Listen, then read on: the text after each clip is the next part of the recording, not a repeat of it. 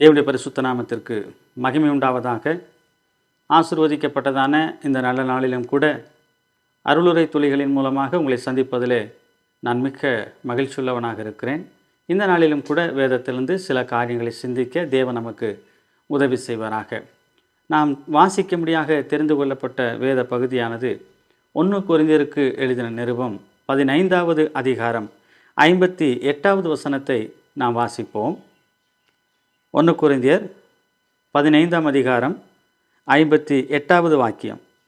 ஆகையால் எனக்கு பிரியமான சகோதரரே, கர்த்தருக்குள் நீங்கள் படுகிற பிரயாசம் விருதாவாய் இராதென்று அறிந்து நீங்கள் உறுதிப்பட்டவர்களாயும் அசையாதவர்களாயும் கர்த்தருடைய கிரியையிலே எப்பொழுதும் பெருகிறவர்களாயும் இருப்பீர்களாக. இந்த அருமையான வேத பகுதியிலே நாம் பார்க்கிற பொழுது அப்போஸ்தலனாகிய பவுலின் மூலமாக தேவன் எழுதி கொடுத்த நல்ல வார்த்தைகளை நாம் சிந்திப்போம். தேவன் நமக்கு உதவி செய்வாராக. பிரியமானவர்களே, இன்றைய நாட்களிலே அநேகர் தங்களுக்காக படுகிற பிரயாசங்கள், எடுக்கிற முயற்சிகளிலே அவர்கள் எப்படியெல்லாம் அதை செய்து முடிக்க வேண்டும் என்று சொல்லி விருப்பமுள்ளவர்களாக இருக்கிறார்கள் என்பதை நாம் பார்க்கும் பொழுது அது மிகுந்த ஒரு தேவனுக்குரியதாக, தேவனை பிரியப்படுத்தக்கூடியதாக, தேவனை மகிமைப்படுத்தக்கூடியதாக இருக்கிறதை நாம் காண முடிகிறது. அப்படி எடுக்கிற பிரயாசங்களிலே ஒரு நாளும் சோர்வில்லாமல் எடுக்கும் பொழுது கர்த்தர் அந்த பிரயாசங்களை ஆசீர்வதிக்கிறவராய், உயர்த்துகிறவராய், மேன்மைப்படுத்துகிறவராய் இருக்கிறார் என்பது எத்தனை நிச்சயமான ஒரு காரியமாக இருக்கிறது. இந்த வசனத்திலும் கூட பவுல் சொல்லக்கூடிய அந்த வார்த்தையானது கர்த்தருக்குள் நீங்கள் படுகிற பிரயாசம் என்று சொல்லுகிறார். நாம் கர்த்தருக்காக என்ன பிரயாசம்லாம் எடுக்கிறோமோ, ஊழியத்தின் பாதையில், விசுவாசத்தின் பாதையில், அதுபோல் தொழிலின் பாதையில், எதுவாக இருந்தாலும் சரி, நாம் எடுக்கிற பிரயாசம், கர்த்தருக்காக எடுக்கிற பிரயாசங்களில் நல்ல வெற்றிகளை, ஆசீர்வாதத்தை தேவன் கொடுக்கிறார் என்பதை நாம் நிச்சயப்படுத்தி கொள்ள வேண்டும். அது மாத்திரமல்ல, அந்த பிரயாசம் கிறிஸ்துவுக்காக இருக்க வேண்டும் என்பதை நாம் என்ன செய்ய வேண்டும்? உறுதிப்படுத்தி கொள்ள வேண்டும். ஒரு முறை நான் ஒரு புத்தகத்திலே வாசித்த சம்பவத்தை உங்களுக்கு ஞாபகப்படுத்துகிறேன். ஒரு அருமையான பாட்டியம்மா அவர்கள் மிகுந்த பாரத்தோடும் தாகத்தோடும் கூட சண்டே கிளாஸ் எடுத்து கொண்டு இருந்தார்கள்.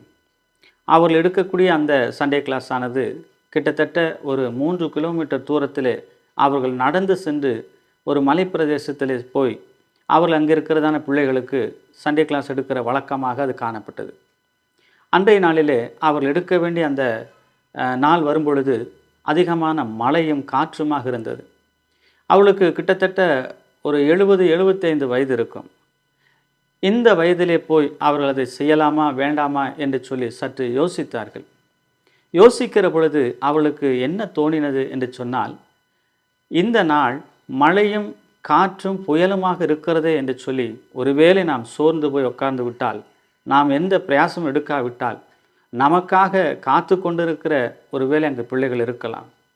அவளுக்கு சொல்ல வேண்டிய சத்தியத்தை சொல்லாமல் போனால், கற்றுக் கொடுக்க வேண்டிய பாடத்தை கற்றுக் கொடுக்காமல் போனால் நாம் தேவனுக்கு கணக்கு கொடுக்க வேண்டிய நேரிடுமே என்று சொல்லி அவருடைய உள்ளத்தில் ஒரு பாரம் உண்டானது. அந்த பாரத்தோடு கூட என்ன செய்தனர்? ஒரு நல்ல தீர்மானத்தை எடுத்தார்கள். கதவை எடுத்து பூட்டி விட்டு கொடையை கையில் பிடித்து கொண்டு மிகவும் வேகமாக அவர்கள் அந்த மழையும் பாராமல் புயலையும் பாராமல் நடக்க ஆரம்பித்தார்கள். 3 கிலோமீட்டர்கள் நடந்து சென்று அவர்கள் அந்த ஞாயிறு பள்ளி நடத்தக்கூடியதான் அந்த வகுப்பறைக்கு போனார்கள். அங்கே பிள்ளைகள் ஒருவருமே இல்லை. ஆனால் ஒரே ஒரு பையன் மாத்திரம் உட்கார்ந்து இருக்கிறதை அவர்கள் பார்த்தார்கள். பரவாயில்லை, இந்த ஒரு பையனையாவது தேவன் கொண்டு வந்திருக்கிறார் என்று சொல்லி அவர்கள் மிகுந்த சந்தோஷத்தோடு கூட அந்த பையனுக்கு தேவனுடைய காரியங்களை, வசனங்களை, பாடல்களை, கதைகளை நன்றாக சொல்லி கொடுத்து அவர்கள் தேவனுடைய நாமத்தை அந்த இடத்துல மகிமைப்படுத்தினார்கள். அந்த நாளிலே அந்த பையன் அந்த வகுப்பறையிலே வைத்து அவன் கிறிஸ்து இயேசுவை சொந்த இரட்சகராக ஏற்றுக்கொண்டான் என்று அந்த பாட்டியம்மா அவர்கள் சொன்னதை எனக்கு ஞாபகம் இருக்கிறது. பிரியமானவர்களே, இப்படிப்பட்டதான அந்த ஒரு பையனுக்காக நாம் எடுக்கிற பிரயாசம் வீணாய் போகாதென்று அந்த பாட்டியம்மாவுக்கு நன்றாக தெரிந்திருந்தது. அடுத்த வாரத்திலே பார்த்தால் அந்த பையன் வரவில்லை. அதற்கு அடுத்த வாரத்திலும் வரவில்லை. அதற்கு பிற்பாடு அந்த பையனை அந்த பாட்டியம்மா பார்க்கவே இல்லை. காரணம் என்னவென்று சொன்னால், அன்றைக்கு இந்த மழையின் காரணத்தினாலே அவளுக்கு நான் சொல்லிக் கொடுத்த இந்த பாடமானது ஒருவேளை கஷ்டத்தை உண்டாக்கி விட்டதோ என்று சொல்லி இந்த பாட்டியம்மார்கள் நினைத்தார்கள். சரி, தேவன் கொடுத்த பொறுப்பல்லவா, நாம் எடுக்கிற பிரயாசம் நிச்சயமாக வீணாகாது என்று சொல்லி ஒரு நம்பிக்கையோடு கூட அவர்கள் தொடர்ந்து அப்படியே வேலைகளை செய்ய ஆரம்பித்தார்கள். நீண்ட நாட்களுக்கு பிற்பாடு அந்த பாட்டியம்மாவுக்கு ஒரு கடிதம் வருகிறது. அந்த கடிதத்திலே அந்த பையன் எழுதியிருக்கிற விஷயங்களை அவர்கள் படிக்கிறார்கள். என்ன படிக்கிறார்கள்? அன்றைக்கு எனக்கு நீங்கள் சத்தியத்தை போதித்ததினாலே நான் கிறிஸ்து இயேசுவை இரட்சகராக ஏற்றுக்கொண்டு ரட்சிக்கப்பட்டு விட்டேன். என்னுடைய பேர் ஜீவ புஸ்தகத்தில் எழுதப்பட்டிருக்கிறது. நான் தேவனுடைய பிள்ளையாக இருக்கிறபடினாலே நான் அன்றைக்கு நீங்கள் சொல்லிக் கொடுத்த சத்தியத்தை கற்றுக்கொண்டதுக்கு பிற்பாடு நான் கிறிஸ்துவுக்காக வாழ ஆரம்பிக்கிறேன். கிறிஸ்துவுக்காக ஜீவிக்க ஆரம்பிக்கிறேன். அவருக்காக என்னெல்லாம் செய்ய வேண்டுமோ அதெல்லாம் செய்ய நினைத்தேன்.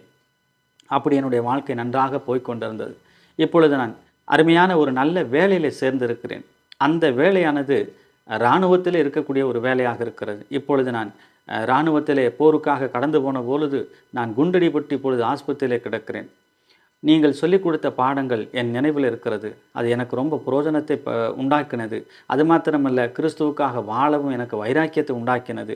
அப்படிப்பட்ட அந்த வாழ்க்கைக்காக நான் ஆண்டவருக்கு நன்றி சொல்லுகிறேன் என்று சொல்லி, ஒருவேளை நான் ஜீவனோடு இருந்தால் உங்களை நேரில் வந்து சந்திக்க நான் ஆசைப்படுகிறேன்.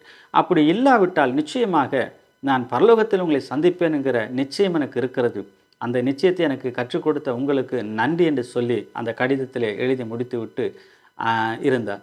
அதற்கு பிற்பாடு இந்த பாட்டியம்மா படிக்கும் பொழுது மிகுந்த ஒரு சந்தோஷப்பட்டார்கள். என்ன சந்தோஷம் என்று சொன்னால், நாம் போட்ட விதையானது அது வளர்ந்து நல்ல மரமாக அது கனி கொடுத்திருக்கிறது, பலன் கொடுத்திருக்கிறது.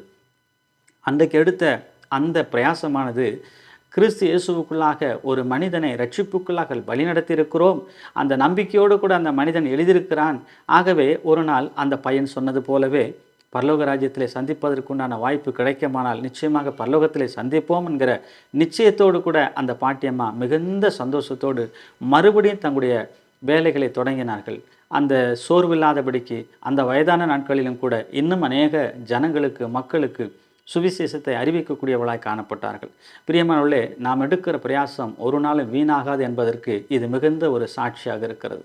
ஆகையினாலே கிறிஸ்து இயேசுவுக்குள்ளாக நாம் இப்படிப்பட்ட பிரயாசங்களை எடுத்து கிறிஸ்து இயேசுவுக்குள்ளாக இன்னும் அநேகருக்கு சத்தியத்தை அறிவித்து தேவ நாமத்தை மகிமைப்படுத்த தேவன் உங்களுக்கும் எனக்கும் கிரியை செய்வாராக.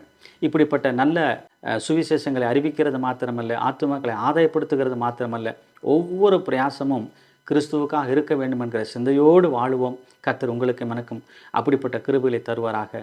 தேவநாமம் இன்று மின்னும் சதா காலங்களிலும் மகிமைப்படுவதாக. ஆமீன்.